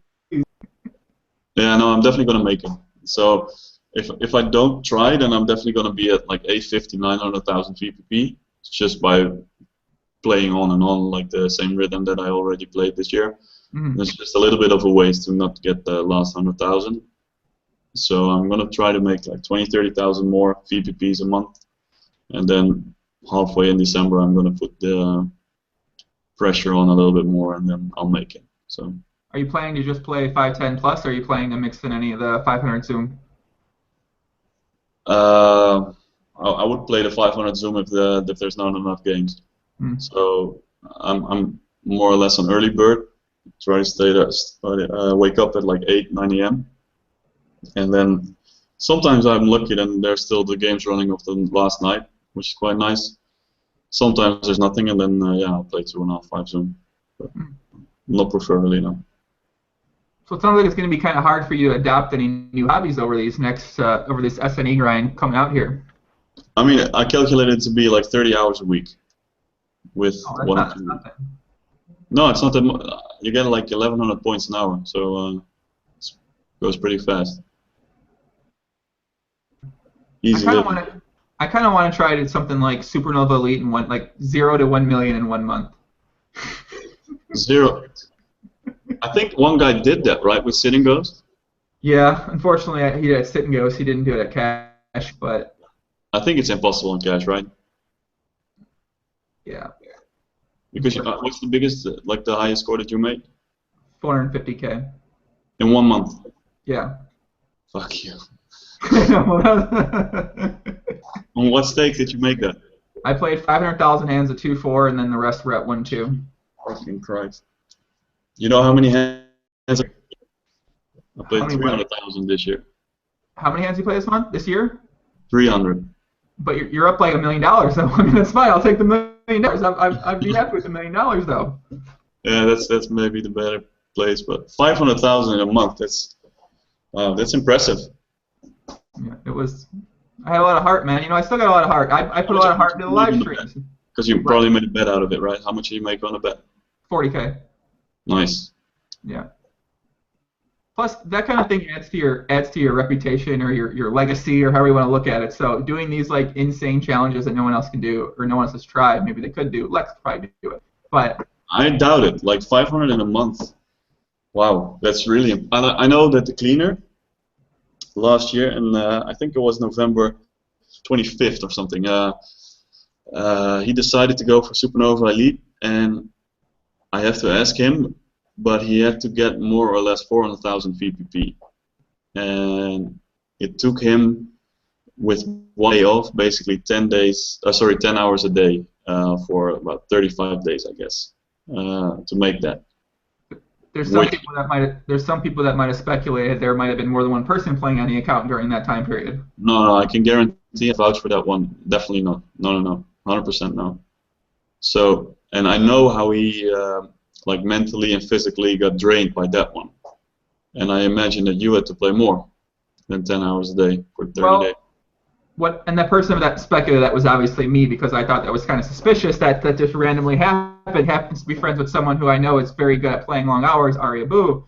So I was a little bit suspicious of that, but 100% that it was just a cleaner. Really was. Well, I think during that time for me, I took a week off. I played like 2 hours a day for a week because I had met a girl in Vancouver, and we fell in love for like a week until she left. So after that, I played 16 to 18 hours every day for like for the next 2.5 weeks or something like that. And the first week, I played like 12, 14 hours a day. Yeah, it's impossible for me. It's not because I don't want to. It's just literally impossible. And I think for 99% of the guys, it's just impossible. I mean, I can do this for maybe a week. Yeah. And then it's done. So, yeah, you should challenge people to try to make that one. Well, the only people that would say, this is an open challenge. I'll do any volume profit with anyone in the world at PLO. But the only person that would do it with me is probably Lex, because Lex is also a similar. Me and Lex are like. Similar species in the mind. We're both fucking psychotic. You got a little bit of an age advantage on him. I think he's already 31, right, or something. So you got 2 years on him. Yeah. You're fitter. He mentioned as he gets older, he gets slower and slower. So I said. But aren't we all? I mean, I noticed it as well. I mean, playing over 2-hour sessions, like 2.5 hours, I'm definitely losing focus and stuff. So. Isildron always gives me a hard time to always quit after like 1.5 hours, 2 hours. And he always wants to play 20 hours, 10 hours, I don't know how long he wants to play. I think he's a little bit younger than me and you are. I think Leo is, He yeah. has the stamina to like battle it out for like 10 hours straight. Check I his don't. age on Facebook. No, he doesn't have age up there. I think he's like 24, 25, or 26, something like. I think he's older than 26 though. He's older than 26? I don't think he's older than 26. I think he's between 24 and 26. All right. I don't know, but I used to be able to play a lot more hours, but and I'm still obviously able to, but I don't like it anymore. Yeah, man, I love Isildrum. Isildrum is one of my. That's what I decided in this past 4 months from doing podcasts. I love Isildrum, man. He's cool, man. He's a good I guy. like him too. Yeah, I mean, he played a fun guy, always positive. Yeah. He whines a little bit when he loses, but aren't we all, right? So. That's true. Feast Beast, you got to check back the beginning, man. Lautie explained his upbringing back in the day at the beginning of the podcast. Go check it out. Yeah, listen to it all, man. Mr. Dart says he did not expect Lautie looking like this. That's what I told Lautie when I first saw him on the camera. I was like, I didn't expect Lautie to look like. I expected Lautie to look not like this. I don't know what I expected, but I just didn't expect Lautie. I didn't expect it. You know, I thought of Just another skinny white dude behind the computer. Yeah, like it's like me with short hair and a little bit tanner, you know, debatably, but it's like the Dutch version of me, you know. Maybe I'm Dutch. I'm secretly Dutch. I feel like I'm secretly Scandinavian. I've said that a couple times, but Like, are you a full 100% American? I think so. Who knows really? What they say. My mom says I'm Polish, kind of, but I feel like I'm 100% American. So I think you can pull off a little bit Polish. yeah, Yeah, you can do that. I need to get over there. What's up, Sean? Sean needs PLO. All right, guys. Anybody has any questions? Can I dunk? Sterling Saville says I can't dunk. Sadly, I took 8 years off basketball and I played poker, so I really wasn't getting too much jumping in. And yeah, can you dunk, Lautie? Dunk? Dunk at basketball. No. I've never tried, but actually I lie. I tried, but I couldn't. So no. That's okay. Dietrich K asks, Lautie, will you play M Cup this year? I don't know what that is. Yeah, always. There's one poker week in Holland. It's actually in November, after November 9. There's 1 week of poker in Amsterdam, and it's the only week that there are serious cash games and big tournaments. So, and it's like 5 minutes walk from my home. So yeah, I always play there.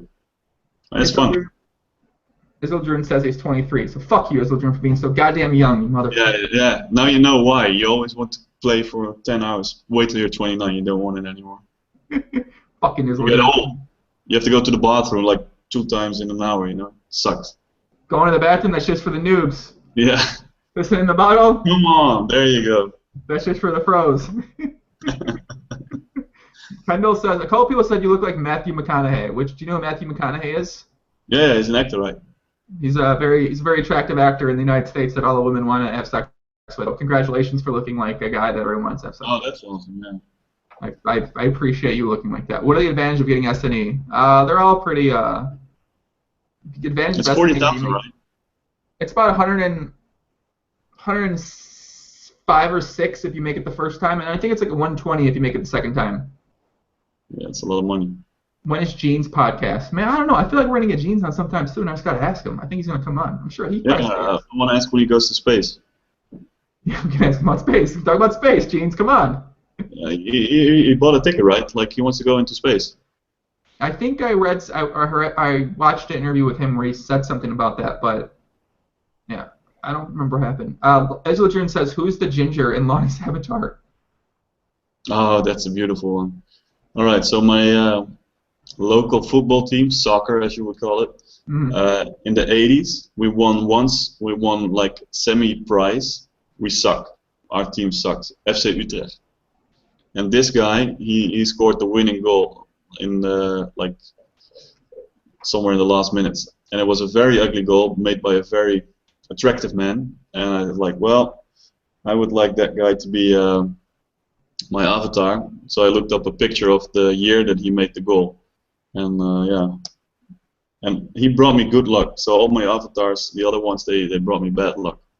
So actually, I switched. I used the guard. He's I don't. Is it like an Irish actor? I forgot the name, but yeah, I just won moderate amounts on that one, and then I switched back to this one, and boom, hot run continued. So Actually, you might use the avatar if you want to win a lot of money in poker.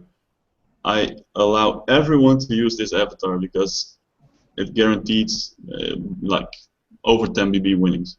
Okay, wow, okay.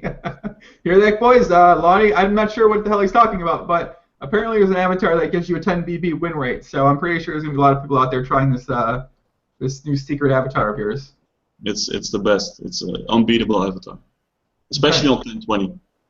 Okay. Ruben says, try to get Lautie to rant on live poker. Oh, live poker. You already kind of rant on live poker for a bit? I mean, yeah, I haven't drank enough, but I'm not a fan of live poker. No, it's I don't know why people play it actually. Yeah. Right? I mean, the whole idea about live poker is quite funny. So you're sitting on a table, same as dinner, with people that you want to have a conversation with, right? But the people that you normally meet at a live poker table, you really don't want to have a conversation with. And they certainly don't want to have a conversation with you. So you're sitting there for 8 hours, sweating next to each other. And in America, you always have these big guys. So there's too little room, and there's always one small Indian guy who was actually quite good, and he's always playing there as well. And then you're sitting there, not enjoying yourself, folding, waiting on a waiter to come to give you a beer, and you think about, yeah, it's just ridiculous. I don't know. I cannot really rant about it, but it's just live poker, no fun, no money, no nothing, no glory.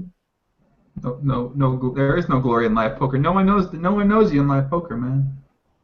Live poker is not a very glorious place. You play a 24-hour live poker session, you're a fucking degenerate. You play a 24-hour online poker session, you're awesome. So it's like yeah, it's exactly like that. Yeah, you're being like praised. Live poker, right? I mean, fuck it. Yeah, you play a 30. I play a 30-hour PLO session. People are like, you're the man. You play a 30-hour PLO session at the casino. People are like, dude, you need to get a fucking life, man. You need to like. I mean, right? But like 30 hours online, you have your music on, you get some food brought over, you can just swear and don't have to be like, that's the most annoying thing. You always have to fish in live poker that are really annoying.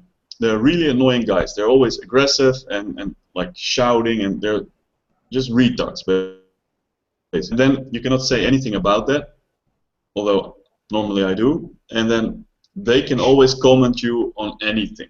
Like they can bitch about anything, and everybody's always taking it, and they're always flattering. How do you say that? Like to the target, basically. It's horrible. It's like a whorehouse, but then turned bad or something. Live poker casinos. It's just no fun.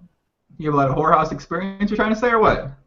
No, but from TV you see some, right? Oh yeah, okay. Whorehouse TVs, okay.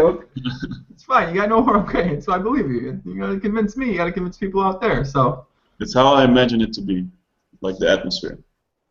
I trust. Hey, you don't gotta convince me. I promise you. No whorehouses for Lautie. I believe you.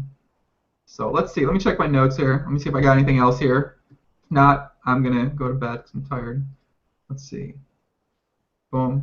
Boom, boom, boom. I was going to talk about reverse blockers, but yeah. You like reverse blockers. You play them pretty aggressive, right? What's reverse blocker? You're one of the best reverse blocker players in the world, debatably. Yeah, but I don't know what the fuck they are. So. Okay, let me tell you what a reverse blocker is, right? Let's say the board's 5, 6.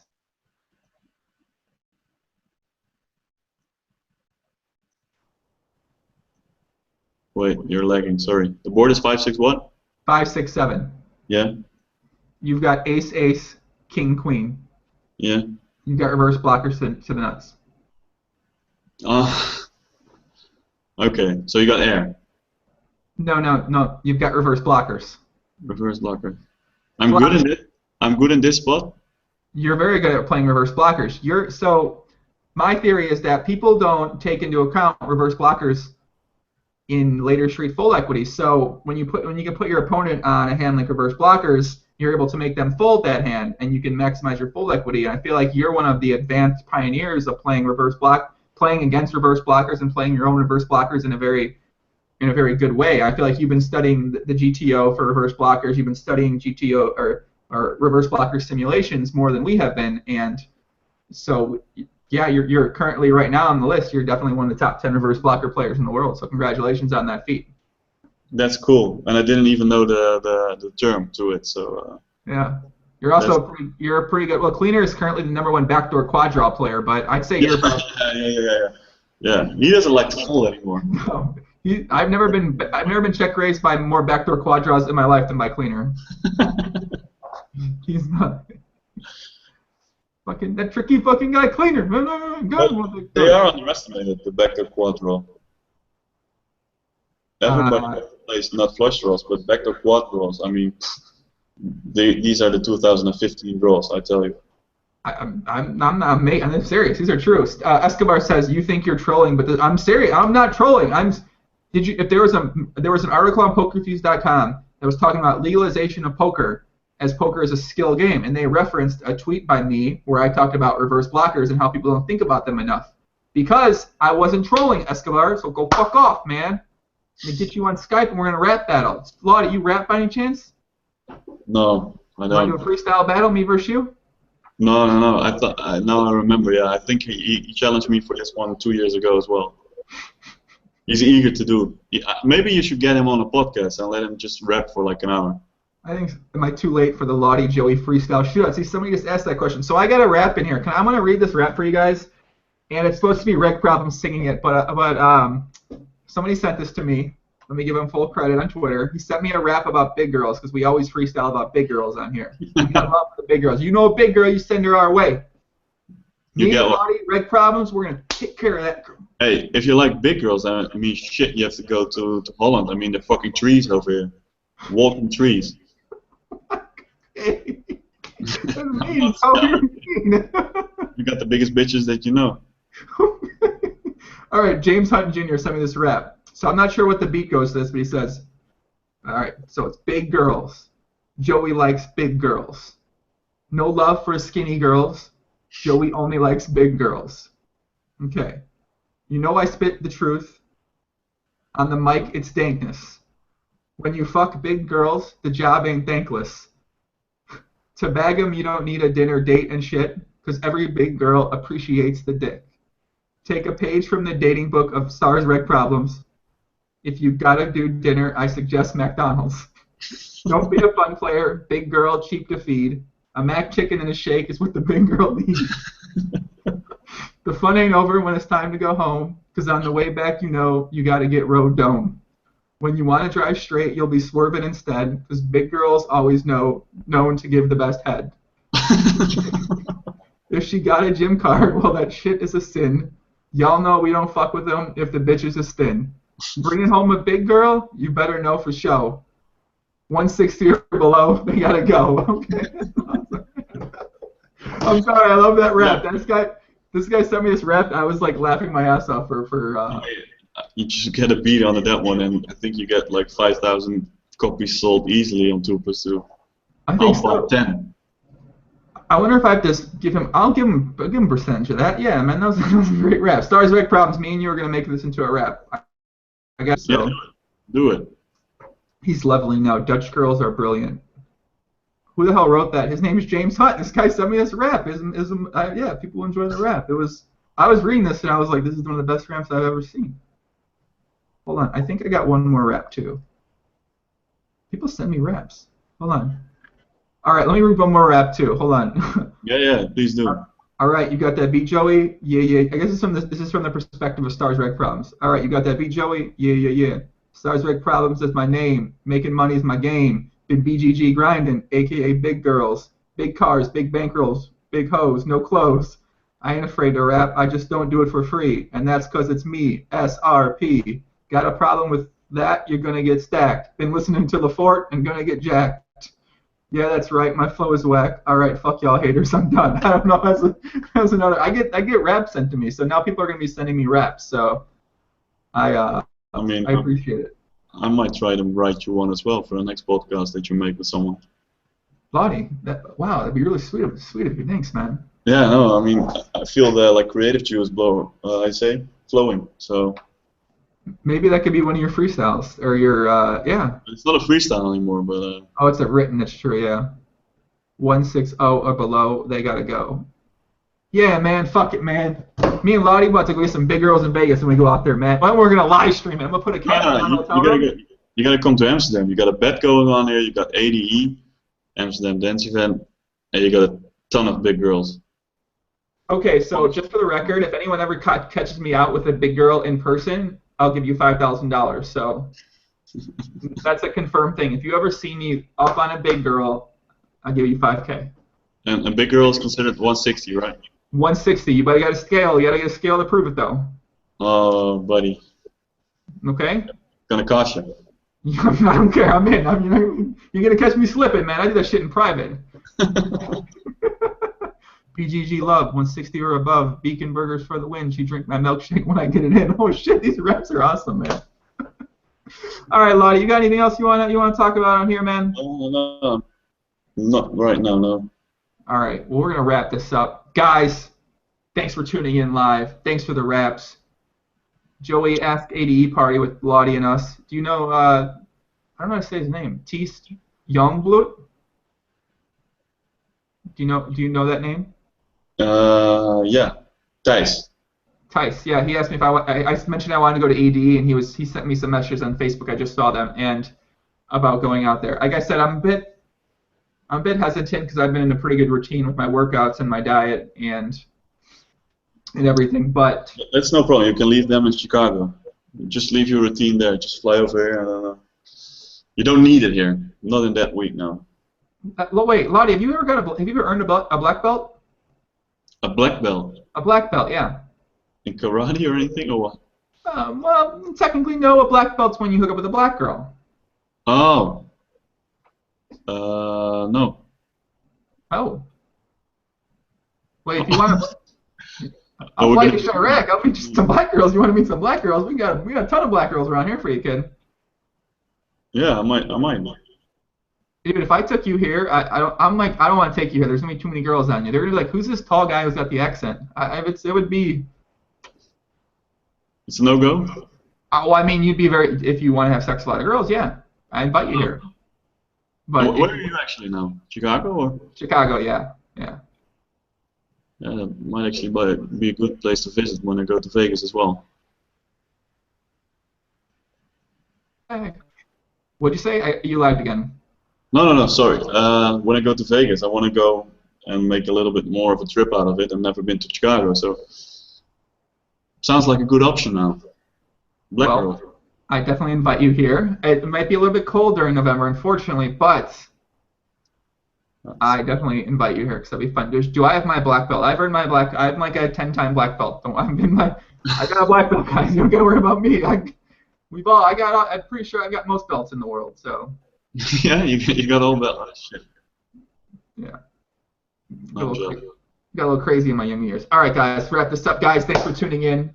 Russell, Phil, Stefan, Max, White Prod, Red Prob, Steve House, Tim Stone.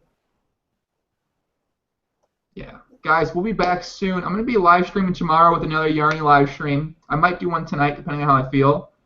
And if you want to, any future updates, subscribe to the Facebook channel, subscribe on YouTube, follow me on Twitter at JoeIngram1. Lautie doesn't really do any social media, and he doesn't post on 2+2, so if you have a question for him, you're not going to be able to ask him. You can talk to me. You can ask it to me instead. You don't go on 2+2, right? I do post on 2+2. But you very rarely. What's your 2+2 name, Lautie? Lautie. Did you ever actually post on there? Yeah, I got like 60 posts. 60 posts. He's so fucking annoying. Oh, what's this shots? This guy, yo, man.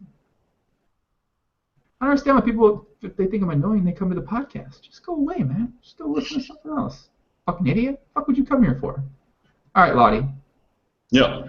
I'll talk to you soon, my friend, okay? Yeah, we'll talk soon. Adios. See you guys, live stream crew. Peace out.